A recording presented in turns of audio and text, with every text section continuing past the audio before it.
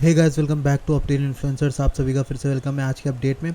आप लोग का आशा करता हूँ कि जो भी पोर्टफोलियो है वो कुछ ना कुछ इस चैनल की मदद से बचा होगा, कुछ ना कुछ आपकी हेल्प हुई होगी। अगर हेल्प हुई है तो प्लीज़ मेक श्योर करिए कि आप चैनल को सब्सक्राइब करके जाएँ, जहाँ भी जाएँ आप जुड़े रहें। सो बेसिकली बिटकॉइन का जो प्राइस है वो अभी 21,177 के अराउंड चल रहा है। 21,177 के अराउंड जो आया है, ये एक प्रायर क्या है, सपोर्ट रहा है, और इसकी वजह से यहाँ पर ये बार बार टेस्ट करेगा। और जो मेरी एनालिसिस कहती है वो यही कहती है कि यहाँ पे वो हो रहा है जो हमारा 40 के अराउंड हो रहा था, यानी यहाँ पर प्राइस साइडवेज चलने के आसार लग रहे हैं। और साइडवेज का मतलब क्या होता है? साइडवेज मूवमेंट का मतलब होता है कुछ दिन प्राइस का यहाँ फंसना और फिर एक बड़ा मूव आना। अब मेरे ख्याल से वो बड़ा मूव नीचे की ओर हो सकता है, वो मेरा पर्सनल टेक है, लेकिन वो बड़ा मूव ऊपर भी हो सकता है, क्योंकि हो सकता है बॉटम ऑलरेडी इन हो। लेकिन जिस तरह की मार्केट कंडीशंस लग रही हैं, बहुत सारी चीज़ें हो रही हैं, यूक्रेन वॉर हुआ था, डिप्रेशन हुआ है, और आप देखोगे रिग्रेशन आने वाला है, प्लस इन्फ्लेशन है, प्लस इंटरेस्ट रेट बढ़ रहे हैं, प्लस 75 बीपीएस की हाइक आई कल, अब आपको मालूम ही होगा। तो वो न्यूज़ भी कल मैंने शेयर करी थी, देखिए फास्टेस्ट, और यहाँ ट्विटर पे भी डाली थी। तो ट्विटर को फॉलो करना मत भूलिएगा। ट्विटर पे मेन मुद्दा हम लोग जो है वो हम शेयर करते हैं, ट्विटर को फॉलो करना बिल्कुल मत भूलिएगा, बहुत इंपॉर्टेंट है, बहुत ज़्यादा इंपॉर्टेंट है। ठीक, अब चलते हैं हम लोग न्यूज़ की ओर। जो सबसे पहली न्यूज़ आई है वो है मस्क, टेस्ला, स्पेसएक्स तीनों पर एक सू किया गया है उनको डोजकॉइन की पिरामिड स्कीम के बारे में। देखिए गाइज, एक बात बोलता हूँ मैं आपसे कि जब आप क्रिप्टो में आए थे, जब मैं क्रिप्टो में आया था, जो भी आया था, तो इलॉन मस्क का कोई भी जिक्र नहीं था उस समय, लेकिन इलॉन मस्क का बीच में आया जिक्र, उसके बाद डोजकॉइन का चला। बट सच बताऊं तो इनिशियली जब ये स्टार्ट हुआ था इलॉन मस्क का शिल करना डोजकॉइन को, मुझे एग्जैक्टली यही लगा था, डोजकॉइन की पिरामिड स्कीम है ये। पिरामिड स्कीम कैसी होती है आपको पता है? एक ये पिरामिड स्कीम उस बेसिस पे चलती है कि आगे और लोग जुड़ेंगे तभी, और जो टॉप पे बैठा होगा वो पैसे बनाता है। जो पहले जिसने डोजकॉइन ले लिया उसमें भर लिया अपने बैग, फिर आगे जितने लोग जुड़वाएगा वो उतना ज़्यादा पैसा आएगा। तो इलॉन मस्क ने और लोगों को बताया ट्विटर पे, अगर और लोगों ने बाय किया तो वो एक पिरामिड स्कीम है। इसमें क्या होता है, जो सबसे ऊपर टॉप पे बैठा होता है वो जब अपना पैसा लेके जाता है तो सबका बर्बाद हो जाता है। इस तरह से लोग कह रहे हैं कि जो भी इनका नाम है, आई थिंक जिन्होंने सू किया है उनको, उनका नाम है कीथ जॉनसन। उन्होंने कहा है कि एक पिरामिड स्कीम है और यहाँ पर डोजकॉइन की कोई यूटिलिटी नहीं है, ऐसे कॉइन पर उन्होंने डाला है। तो इन्होंने जुर्माना लगाने को बोला है $86 बिलियन डैमेजेस में, plus triple damages of 172 billion का, इतने बड़े बिलियनर पर। तो देखते हैं ये केस कहाँ जाएगा। इलॉन मस्क ने कोई भी कमेंट करने से बिल्कुल मना किया है। अब ये पिरामिड स्कीम है या वो है, वो तो कोर्ट डिसाइड करेगा।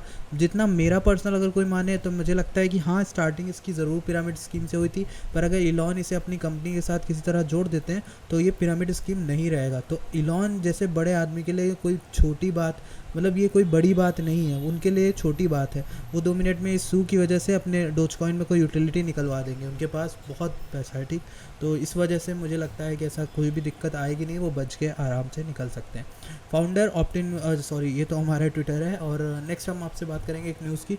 फेड के पावल, जिनका कल मीटिंग हुई थी, 75 बीपीएस हाइक था, उन्होंने कहा कि 75 बीपीएस हाइक नहीं आएगी, ज़्यादा कॉमन मत समझिए, पर उन्होंने दोबारा ही बोला कि नेक्स्ट मीटिंग में 75 या 50 बीपीएस हाइक होने वाली है। मतलब उन्होंने अभी 75 बीपीएस हाइक कर दी और कह रहे हैं अगले में भी 50 या 75 होगी, अगला महीना जो आने वाला है। तो अगले महीने में अगर ऐसा होगा तो फिर हमारे लिए ख़राब चीज़ है। तो आप समझ गए हो क्या हो सकता है। तो ओवरऑल जो सिनेरियो है वो देख के मुझे क्या लग रहा है, वही लग रहा है कि मूव अगर आएगा तो नीचे आएगा, और नीचे आता है तो मेरे ख्याल से 13K तक, 15K तक, 17K तक कहीं भी पॉसिबिलिटी बन सकती है। तो आप लोगों को इससे सतर्क रहना है, इस चीज़ से बच के रहना। अपना झोला जो है वो भर सकते हो, मैं ये नहीं कह रहा कि आप झोला ना भरो। देखो कॉइन ऑलरेडी 90% तक ऑन एवरेज गिरे हुए हैं। ठीक, अब इस समय आप कुछ भी लोगे ना तो आपका अगले बुल रन में बनेगा, और बशर्ते जो कॉइन आप ले रहे हो वो स्टिक अराउंड करे बेयर मार्केट में। देखिए बेयर मार्केट जैसे से आ रहा है, सारे ख़राब जो प्रोजेक्ट हैं सब भाग रहे हैं, सबके सब में कुछ ना कुछ प्रॉब्लम निकल रही। सर्कल ने अनाउंस किया है खुद का एक रिजर्व बैक्ड यूरो कॉइन, यानी यूरो सी। तो ये उनका एक न्यूज़ आई है कि यूरो का वो कॉइन बना रहे हैं। यूएसडीसी अभी के लिए सबसे सही लगता है मुझे खुद भी, और टेदर जो है वो भी सही नहीं है। यूएसडीसी सबसे सही लग रहा है, और आपका जो वो था यूएसटी वाला सॉरी लूना वाला, तो वो तो बहुत ज़्यादा प्रॉब्लमेटिक हो गया। और फिलहाल के लिए यूएसडीसी मैं यूज़ कर रहा हूँ, आप लोग क्या यूज़ कर रहे हो नीचे कमेंट करके बताना। तो ये तो न्यूज़ सेक्शन हो गया। अब हम बिटकॉइन के बारे में पूरा देख लेते हैं। जब ये 4 आवर में हम देखते हैं तो 4 आवर में हमें स्ट्रक्चर्स जो दिख रहे हैं वो वही दिख रहा है। और अगर हम यहाँ पर ज़रा एक और चीज़ देख लेते हैं, कुछ इंटरेस्टिंग अगर देखने को हमें मिले यहाँ पर, तो let us set this theme to dark. कुछ इंटरेस्टिंग शायद देखने को हमें मिले, नहीं हमें देखने को नहीं मिला। उधर एक ट्रायंगल फॉर्म हो रहा था जिसका हमने ब्रेकआउट नीचे की ओर दिया, बट अभी कोई भी ऐसा फॉर्मेशन नहीं हो रहा है जिसको हम देखें। और ज़रा हम एक और चीज़ देख लेते हैं, ज़रा इसको हटा के लेट अस सी ट्रेंड लाइंस। ट्रेंड लाइंस यहाँ पे शो नहीं कर रहा है, बट ये मेजर ट्रेंड लाइंस है जो शो हो रही। तो खैर अभी यहाँ पे कोई भी ऐसा पैटर्न बनता नहीं दिख रहा है खास हम खास की अच्छा हो। वैसे ये कैंडल जो है ना, ये डेली में कैंडल जो ये है, ये हैमर कैंडल बन सकती थी, बट हैमर कैंडल का मतलब ये नहीं होता रिवर्सल हो जाएगा। रिवर्सल तब होता है जब वॉल्यूम अच्छी हैमर में आती है, प्लस नेक्स्ट कैंडल जो है वो ग्रीन होती है, टॉप पे क्लोजिंग होती है इसकी। तो अगर आज के दिन की क्लोजिंग नीचे ही हो गई यहीं कहीं पर, तो मेरे आपको पता है ये नीचे बेरिश ट्रेंड है, और मेरा जो नेक्स्ट टारगेट वो यहाँ पे 19,500 से लेकर 18,100 या 200 तक, इसके बीच में मैं देखूंगा प्राइस को, ठीक। और टोटल मार्केट कैप की बात करते हैं तो वल्ला ये देखिए 89,893 यहाँ पर चल रहा है। तो अभी भी आप समझ गए होंगे यहाँ पर 755 बिलियन तक मेरा टारगेट जो लेके मैं चल रहा हूँ। S&P की हालत बहुत ख़राब है।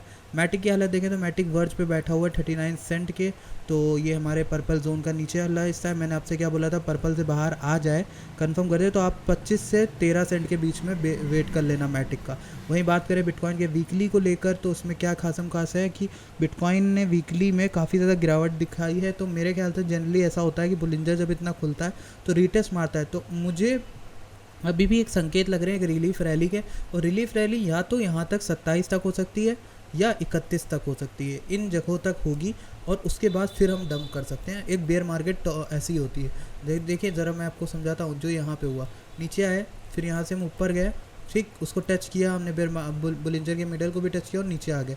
अभी मेरा ये शक है कि बुलिंजर के मिडल को हम फिर से टच करें, हो सकता है टाइम लग जाए और बुलिंजर का मिडल ही नीचे आ जाए।